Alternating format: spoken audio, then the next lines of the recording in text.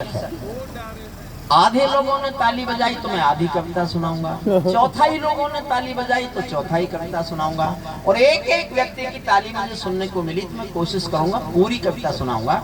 अब समय की सीमाएं कितनी टूटे इसके लिए मैं जिम्मेदार नहीं माना जाऊंगा। मेरा दुर्भाग्य यह है, मैं लॉ का प्रोफेसर था।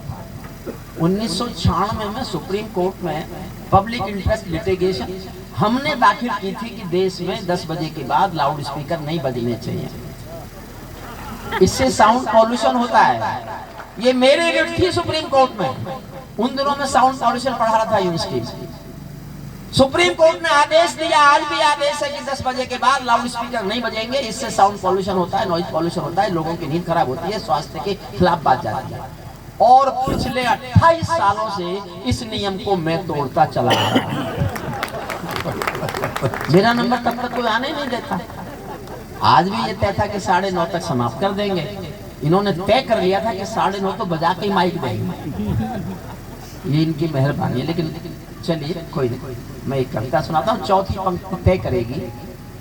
मैं बुरा कवि नहीं हूँ, सबसे बाद में मेरा नंबर आया है, ये सब मेरी प्रशंसा कर रहे हैं, तो कुछ तो खैर झूठ कर रहे होंगे, लेकिन थोड़ा बहुत तो सच भी बोल ही रहे हो।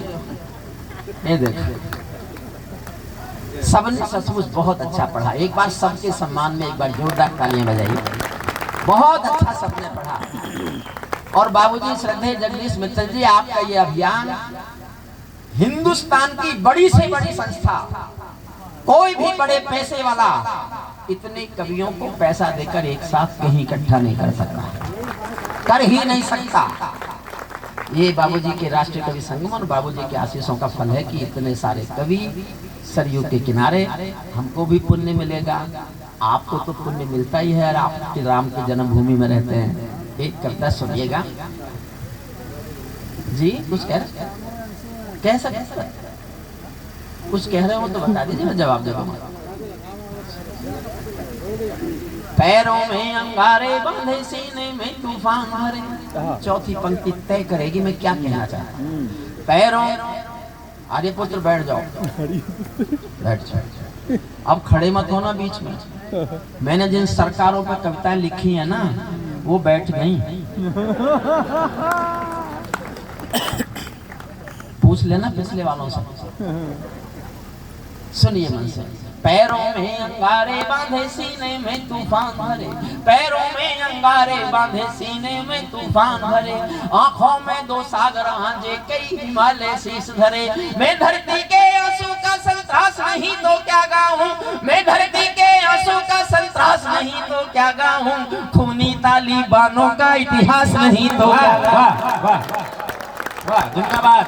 वाह भाई, सुनेंगे साहब तालिबान, तो फिर एक बार मेरे कहने पर जोरदार तालियां बजा दीजिए। आपको तालिबान, आप बैठिए भैया, आप तो राष्ट्रीय कवि संगम के सिपाही हैं, मैं भी आपकी तरह सिपाही हूँ। बैठ जाएगा। सुनिए, अब नहीं बोलूंगा बीच में, कविता सुनिए। मैं ये सिद्ध करना चाहता हूँ मैं थोड़ा पढ़ा लिखा हूँ की तरह नहीं। सुदीप बोला पीछे बैठा है, इसको मेरी डिग्री बोलनी नहीं आती। मैं हंसाने के लिए नहीं कह रहा हूँ ये बात। 35 साल पहले मैंने LLD कर ली थी। ये दुनिया की कानून की आखिरी पढ़ाई है। सदीप ने पूछा क्या किया, मैंने कहा LLD। तो मुझसे बोला आप B.Ed नहीं कर सकते थे? तो उसने भी बोरी नहीं। मुझे उस दिन पता चला कि इसने बिहार में टॉप किया था। लेकिन उसकी एक बात ठीक लगी कि जब आपको भी यही काम करना था जो मैं कर रहा हूँ बिना पढ़ा लिखा, तो आपकी LLD किस काम आई? कर तो आप भी यही काम रहे हो। सुनिए, पैरों में अंगारे बांधे, सीने में तूफान भरे। आंखों में 2 सागर आंजे, कई हिमालय शीश धरे।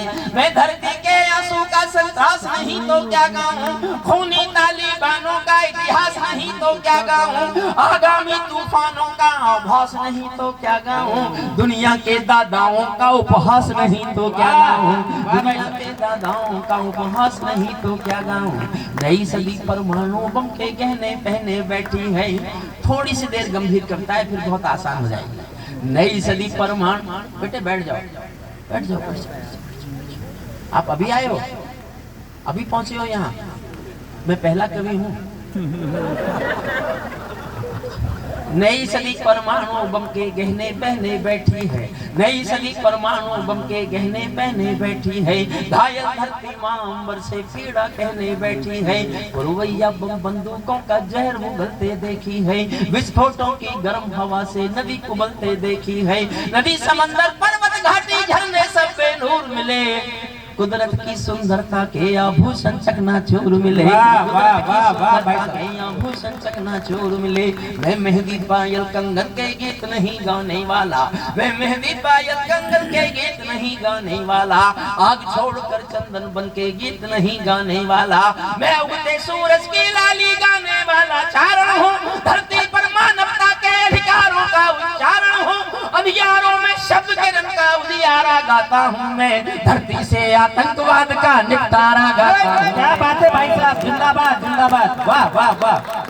धरती से आतंकवाद का निपटारा गाता हूँ मैं, मेरी कलम कामना गाती है जग की खुशहाली की, लेकिन दिल में आग भरी है दुनिया की बदहाली की, कितना अधोपतन देखूंगा सत्ता के व्याकरणों में, गांधी लिंकन बुद्ध पड़े हैं चरमपंथ के चरणों में। और दो पंक्तियां पढ़ रहा हूँ, फिर तालियां चाहता हूँ सुनना। कितना अधोपतन देखूंगा सत्ता के व्याकरणों में, गांधी लिंकन बुद्ध पड़े हैं चरमपंथ के चरणों में, मुझको ये पूरी दुनिया लाचार दिखाई देती है, चील हरण के चौसर का दरबार दिखाई देती है, चौसर का दरबार दिखाई, गंधारी की धरती पर भूचाल दिखाई देता है, अफगानों का जनजीवन बदहाल दिखाई देता है, तोप तमंचों से घायल परिवेश दिखाई देता है, खूनी बाजों के पंजों में देश दिखाई देता है, यूएनओ में दुनिया का विश्वास टूटते देखा है, हथियारों के बल पर कोई देश लूटते देखा है, हथियारों के बल पर कोई देश। आप सचमुच बहुत अच्छे श्रोता है, बहुत अच्छे। मैं दिल से कह रहा हूँ बाबूजी श्रद्धेय जगदीश मित्तल जी, आप हमको जिस सरयू तट पर ले आए हैं सबको, ये आपके आशीष और आपका मिला आशीर्वाद। मैं 30 साल लाल किले गया हूँ कविता सुनने, 30 साल, लेकिन जिस मन से आज राष्ट्रीय कवि संगम का ये अर्जुन के संचालन में कवि सम्मेलन हुआ है, मैं भगवान राम की नगरी में घोषणा करता हूँ कि मैं 30 साल के लाल किले के 30 कवि सम्मेलन इस सरयू तट के एक कवि सम्मेलन पर न्योछावर करने की घोषणा। मैंने कभी नहीं सोचा था कि इतना शुभ दिन हमारे जीवन में आएगा, लेकिन ये दिन आया। हमारे राष्ट्रीय कवि संगम के बाबूजी श्रद्धेय जगदीश मित्तल जी और महामंत्री और ये सुदीप भोला, हमारे राजेश जैन भाई, मृदुल जी, सब इन लोगों की मेहनत का फल है कि ये संस्था सचमुच जमुना से चली थी, गंगा तट पर कई अधिवेशन किए, आज हम सरयू तट पर आ गए और न जाने देश में कहां कहां जाएंगे। अगला अधिवेशन राजेश जैन जी ने जैसा कहा था व्हाइट हाउस में करेंगे। नहीं, फेंको तो ऐसी फेंको जैसी राजेश ने फेंकी, और राजेश में तुमसे भी आगे फेंक के दिखा रहा हूं, आगे फेंक के दिखा। देखो मैं बनारस गया था 4 दिन पहले, तो मेरा वहां मेरा दोस्त रहता है, मुझसे बड़ा है 2-3 साल। जैसे ही मैंने कुर्सी मांगी चोट की वजह से, तो पीछे से बोला सामने से, मैं सुनने आया हूं तुझे, अब तू बूढ़ा हो गया। तो मेरे मुंह से एक वाक्य निकला, मैं सरयू के तट पर वो वाक्य बताता हूँ, आपको मेरी बात ठीक लगे तो मुझे आशीर्वाद देना, मैं उम्र लेके जाऊंगा यहाँ से। मैंने उसको कहा जब सूरज ढलता है ना, उस समय भी उसका नाम सूरज ही होता है। वाह भाई साहब, वाह भाई साहब, उस समय भी उसका नाम सूरज ही होता है। अब सुनना और मेरा साथ देना। मैं सूरज के साम्राज्य से आंख मिलाने वाला हूँ, मैं सूरज के साम्राज्य से आंख मिलाने वाला हूँ, दुनिया के हर दादा का मैं ताज हिलाने वाला हूँ। आसमान की लाली मेरे शब्दों की चिंगारी है, मेरी पूरी दुनिया से टकराने की तैयारी है। मैं शब्दों की क्रांति ज्वाल हो वर्तमान को गाऊंगा, जिस दिन मेरी आग बुझेगी मैं उस दिन मर जाऊंगा। वाह भाई साहब, वाह वाह, जिंदाबाद। शब्दों की क्रांति ज्वाल हूँ वर्तमान को गाऊंगा, जिस दिन मेरी आग बुझेगी मैं उस दिन मर जाऊंगा। दुनिया वालों आने वाला समय तुम्हें दुत्कारेगा। पूरी दुनिया से विद्रोह कर रहा हूँ, मैंने जीवन भर विद्रोह किया है, जीवन भर विद्रोह किया है। इनकी तरह नहीं, तो शादी करके बैठ गया। भाई साहब हम नहीं कर रहे हैं विद्रोह तो